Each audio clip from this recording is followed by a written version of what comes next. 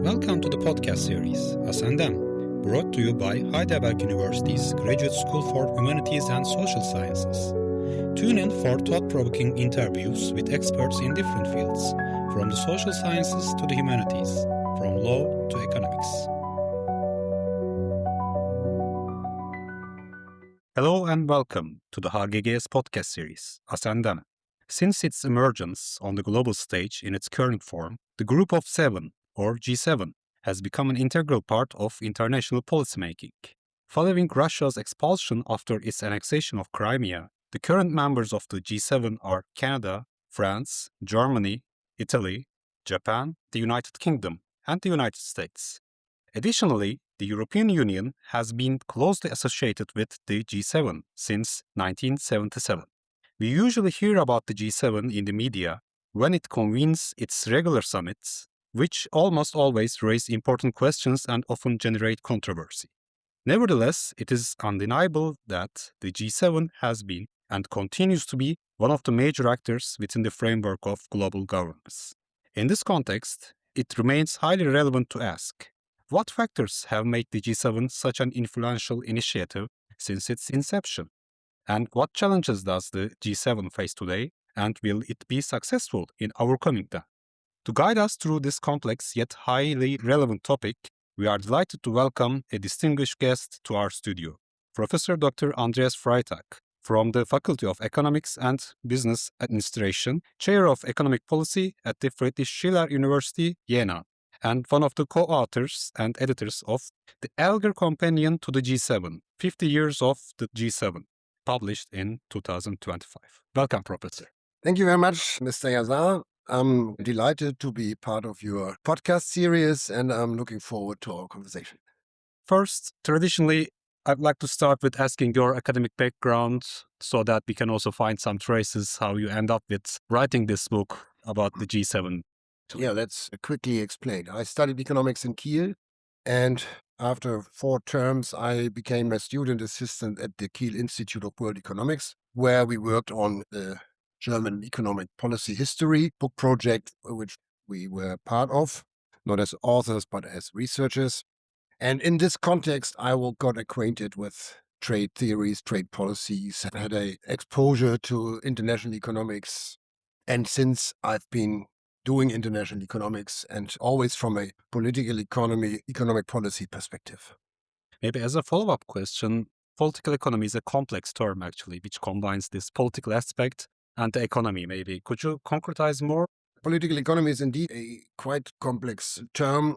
I mean, especially more or less 2 aspects of it. One is public choice. Public choice is an attempt to understand the motivation of policymakers using economic tools based on what we call the Virginia School, James Buchanan and Gordon Tullock as the major names.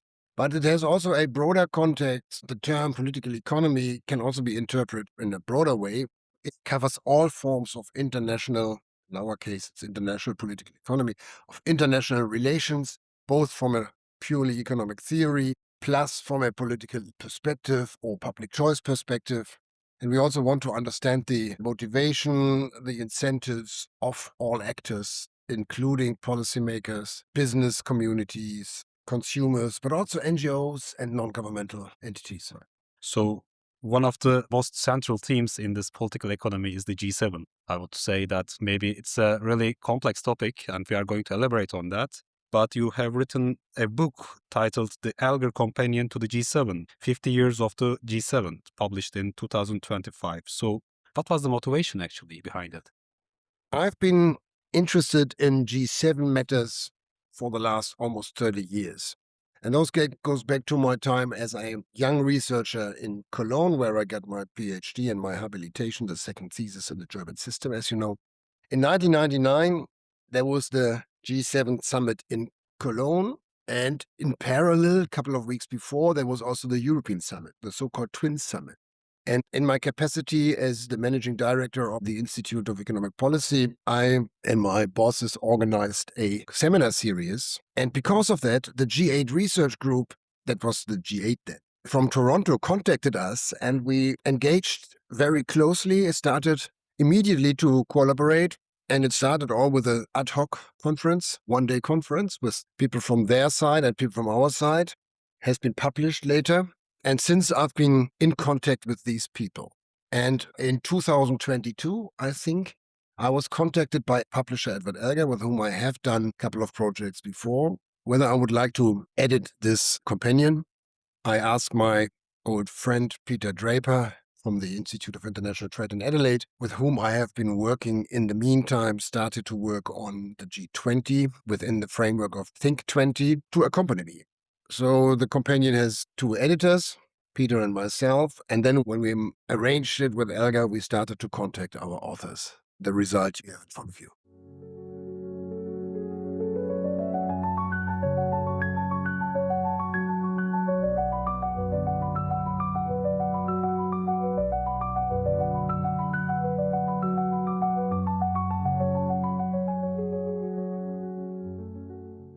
I find that book really fascinating and also really informative in terms of the actual situations that the G7 actually facing with. But first, I'd like to take a step back and maybe emphasize the importance of international cooperation, because it's also part of this global governance. And as you rightly point out in your book, modern societies are confronted with transboundary challenges, such as climate change and crisis within an interconnected global finance system. So how would you elaborate on this necessity of international cooperation in addressing these problems? As an economist, I would indeed look at the transboundary spillovers, and there are plenty of these spillovers. You mentioned two important ones, financial relations and environmental problems with a focus on climate, but there may be others. And my framework would always be when asking the question, when is it necessary to coordinate policies? And the answer is, it's always necessary when we have these transboundary problems. And it is also necessary that we understand the problem well, and we also have a clue of the possible solutions. Because coordination without having a good idea of the solution is risky. Yeah, and it's also risky to coordinate, because if you coordinate, you may be stuck on a path and then you miss very good future solutions. So this is a Hayekian perspective of systems competition, so to speak. Yeah, we need more competition to detect new solutions, and we can also apply this to policies and politics. And of course, within this framework, global governance is a fascinating topic. Right, I totally agree with that. And maybe staying in this framework, this global governance, we have numerous international organizations such as World Trade Organization and United Nations, and also IMF and World Bank, Bretton Woods institutions. So they are playing their role in international global governance. So what is the role of G7 actually in this complex framework? The G7 is an informal organization. It has no administrative body. It is always dependent on the host with respect to the agenda, so the topics that have to be discussed. The commitments made under G7 cannot be enforced officially. Yeah, you can judge it as a talking club, but you can also say it's an informal meeting space that generates trust, that generates mutual understanding, and then allows to let all the official agencies, which have binding commitments as their objective, to work better. Yeah, that's the meaning behind this cooperation, actually. I think so, because it was founded in 1975, 50 years ago. And it started before 1975. It started as a meeting of finance ministers after the oil crisis of 73, 74. And the idea was to coordinate policies in order to manage the macroeconomic crisis that was obvious. These people met in a very informal setting. You can still see minutes from the dinner. And then in 75, the heads of states met. They met also for working dinners, and they met also at a fireplace in a castle to exchange the views. Maybe they had a glass of wine. That's what the legend says. Cannot prove it. But they worked in a very trustful environment, and they made commitments that were also kept. So you don't need a formal body necessarily, but you need a framework within which people can engage freely, Chatham House rules probably, so that they are able to really work out better solutions, which is more difficult in a very formal setting like the IMF or the World Trade Organization. Actually, there is this famous saying which states that all of the good ideas are from these unofficial settings, not from the official settings. I'm just exaggerating, of course, but I can imagine that these informal settings allow people to think more freely and express themselves more freely. right. Within the WTO, for instance, every country is represented by an ambassador. This ambassador, of course, is bound by official government lines and government ideas, and therefore the exchange is somewhat more formal and more narrow because it is difficult to say something out of the official line of argument. I guess that also in international organizations like the WTO, people build up a lot of trust when they work together. So the ambassador of, say, South Africa and the ambassador of the European Union, they get to know each other, they exchange views, they also think out of the box. But it is not as easy, and the result is not likely that this is also making its way into an official document. Right. And based on what you have explained about this informal institutional structure, would it be a problem in terms of long-term decision making or policy making? Because as you have explained, G7 does not have a formal institutional structure, which also hinders it to impose some long-term maybe sanctions to its members and also in its external relationships. Yeah, I think the success is also dependent on this informality. If Japan could impose an official sanction on the US and the other G5 members and the rest of the other 5 members to follow it, we would probably see the end of this structure. Because now, at the moment, with a very reluctant United States, the G7 still works and lives. And this is because it is so informal. I think the US would have left if it was a formal group. That's a really important statement, actually, what you have said, the reluctance of the US. And we can also talk about this emphasis on national policies over international collaboration nowadays, unfortunately. But with the election of the President Trump for the second term, we are witnessing a stronger preference for bilateral trade agreements, actually, within this framework. So how would you elaborate on this trend, selecting bilateral agreements over the multilateral ones? I find that is a dramatic step away from a very welfare-oriented international economic policy, because these bilateral deals, as you call them, I would call them transactional power-based deals, are not normally agreed in mutual interest, and they are also discriminatory. And the charm of the global world trade order is the non-discriminatory nature of the rules. So you have to treat every foreigner equally, and you have to treat every foreigner like you treat a domestic actor. It has been undermined hundreds of times in free trade agreements, but in principle it's there. And it's based on decisions made by British and American policymakers from the early 1940s onwards. And it's the US that is deviating from it. That is something we must see with a lot of concern. And of course, the G7 could play a role in maintaining that order by carefully addressing the problems behind closed doors with the US administration, because it doesn't only hurt other countries, it hurts American interests as well. It hurts American businesses and it hurts American consumers. And the president neglects that or rejects the idea, but that's a matter of fact. Right. And also, we have addressed one of the elephants in the room, which is this fragile relationship with the US and the G7. And there are also two elephants left. One is Russia, because after the expulsion of the Russia, G8 has become G7. And it has always been a really, I would say, precarious situation within this Russian context, formerly Soviet Union. Of course, that was a broader perspective. So has the G7 lost some of its influence in shaping the global governance agenda as a result of this expulsion? I don't think it's the expulsion. The G7 has become less important over the decades because of the rise of other nations, which we all want, because it cannot be in the interest of any Western country to maintain poverty elsewhere.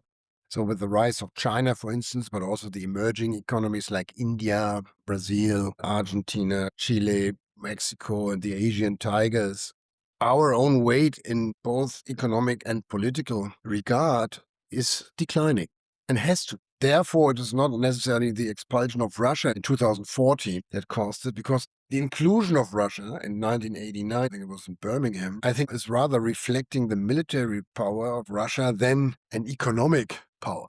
Because if you ask Russia to become a member of the G8 because of economic weight, I can give you the names of at least 10 other countries that you should also include. It was the understanding that Russia is back on stage, is an important player, and it's also an attempt to bring Russia into the community of peaceful states that are interested in the well-being of the world and in their own well-being. I mean, the G7 didn't start as a global actor in the sense that they wanted to solve world problems. They wanted to solve their own problems. It was the US and Europe that suffered from the oil crisis, Japan as well, and they wanted to solve their macroeconomic problems and avoid a beggar thy neighbor race or something like that.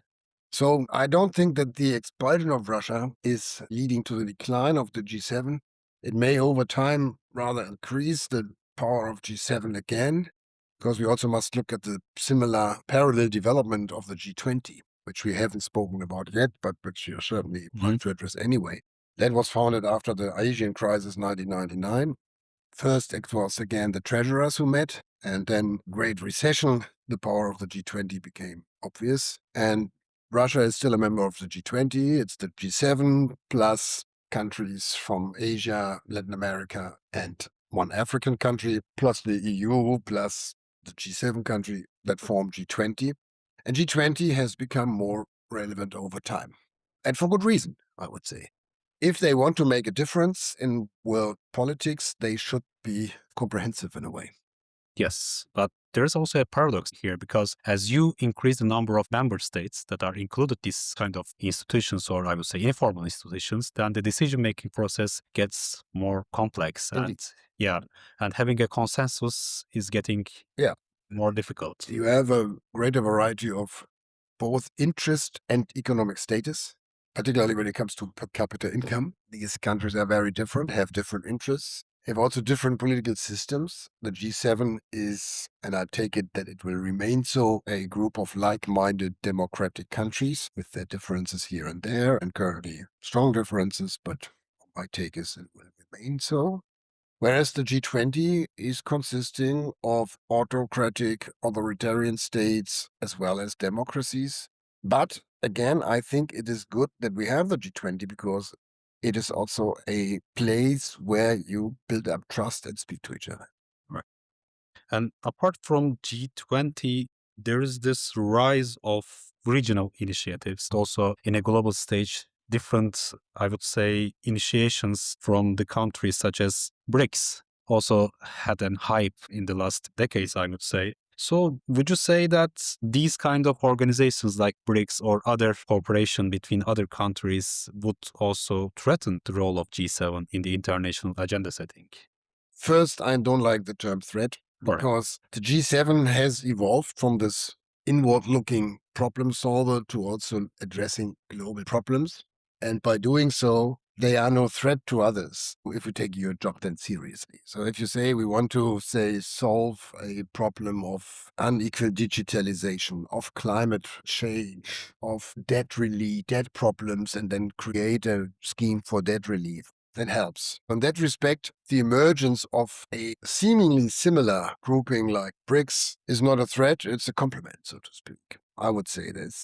But BRICS is even less formal than the G7.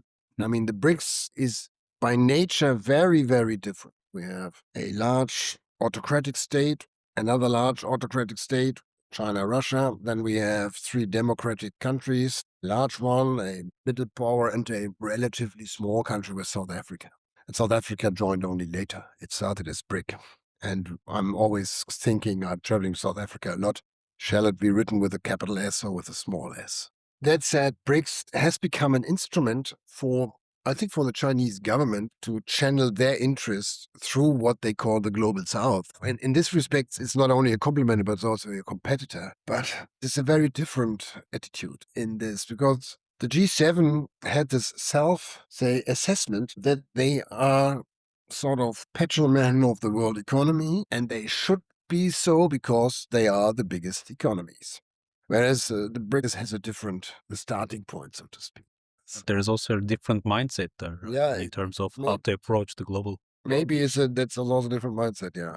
Right. I understand.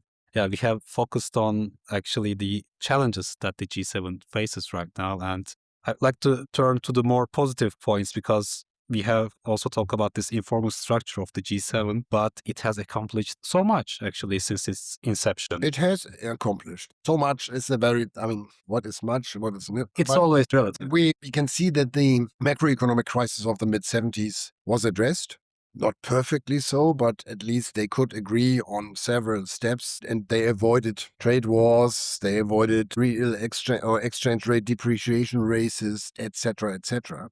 Another success story for me is the debt relief. In Cologne 1999, the G7 agreed on a magnificent debt relief for the least developed countries within the framework of the HIPC initiative of IMF and the World Bank, which is, I think, from 1996. If you do this jointly, there is a mutual commitment. And there's also a lack of free riding, because what is worst, and you can see this now after COVID, when there was another round of debt relief for the poorest country, China didn't join them.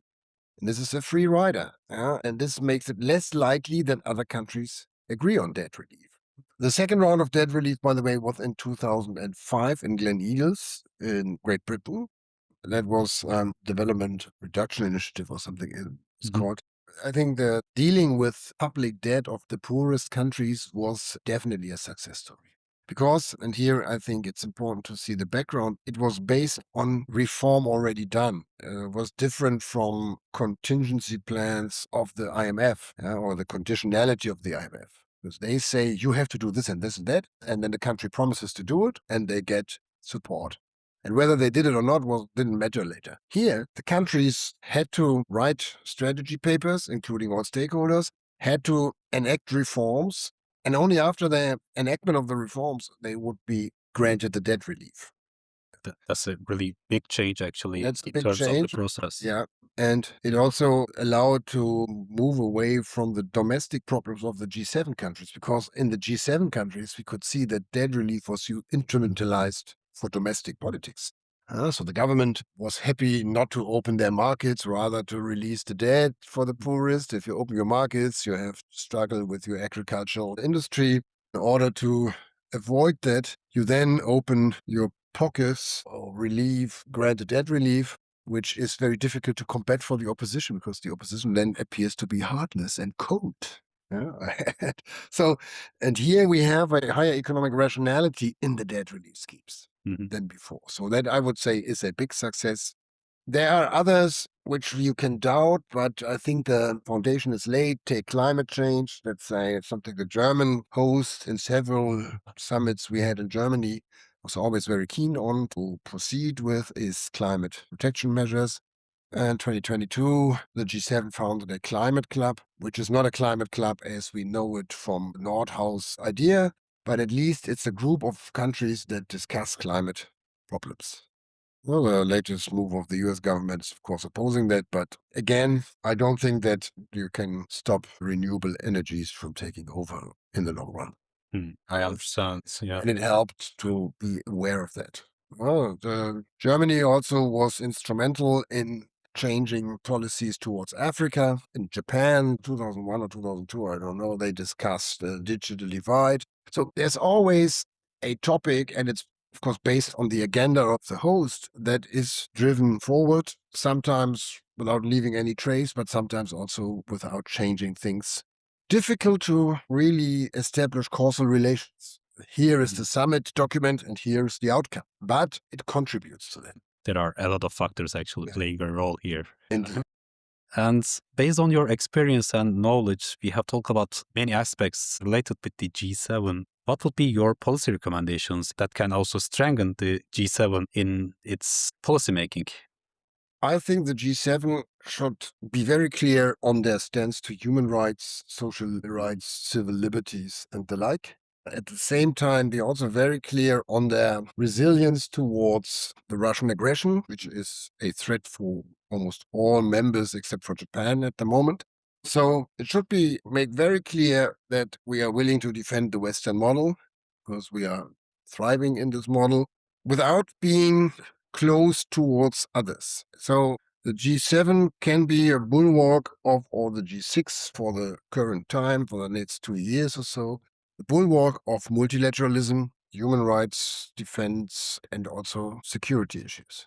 And I think that the French government is aware of that.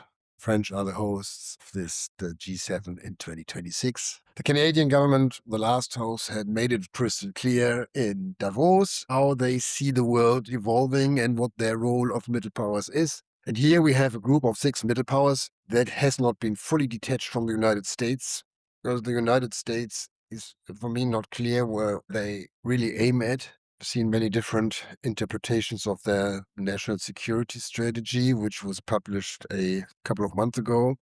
My own reading is they need Europe, but they want Europe to change in several directions. One, I think, is adequate, namely to be more able to defend themselves.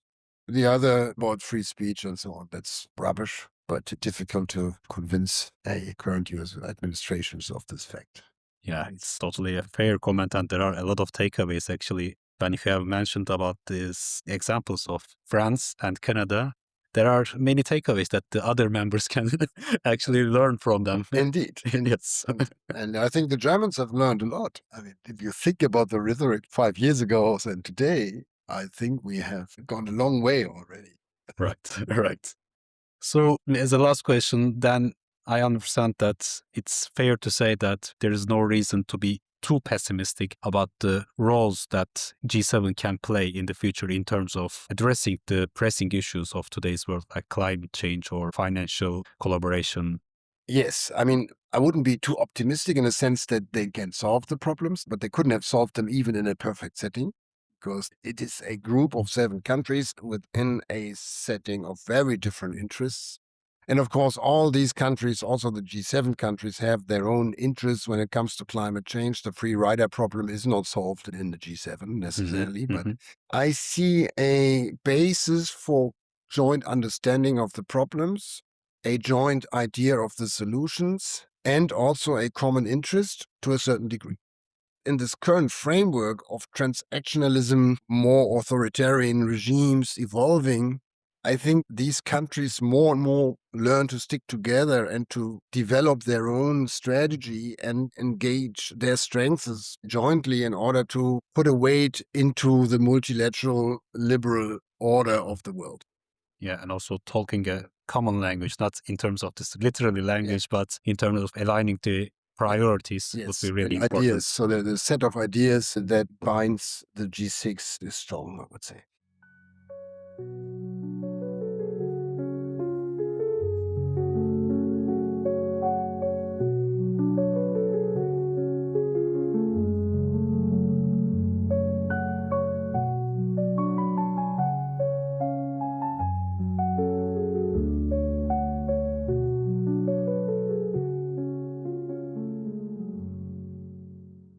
Well, thank you for this wonderful interview. I have learned a lot about the G7. And at the end of the podcast, normally we ask our guests one final question, and you have recently published a book. And we would like to learn more about your future research plans and the specific topics you intend to pursue further in your academic work. Well, I'm currently working at my chair on the political economy of populism. So we have 3 doctorate students engaged in papers on drivers and effects of populist governments. That is one pillar of our research.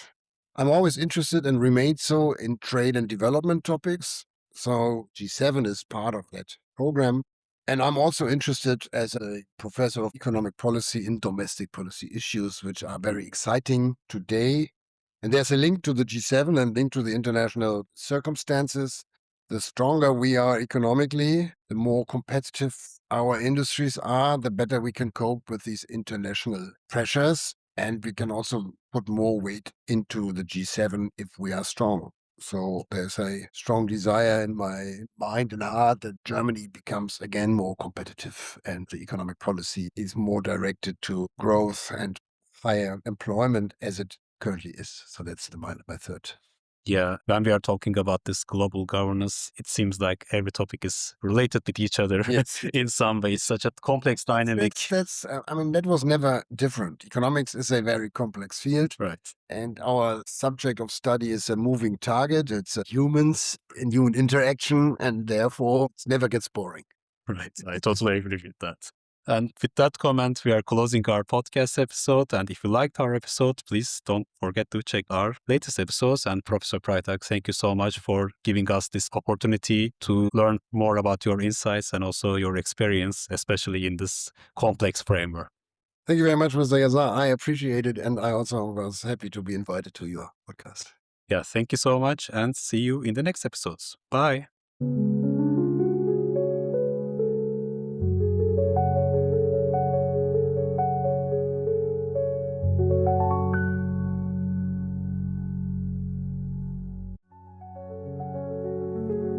Thank you for listening to the HGGS podcast series, Ascendem. In this series, we bring you conversations with experts from a wide range of disciplines, from the social sciences to the humanities, from law to economics.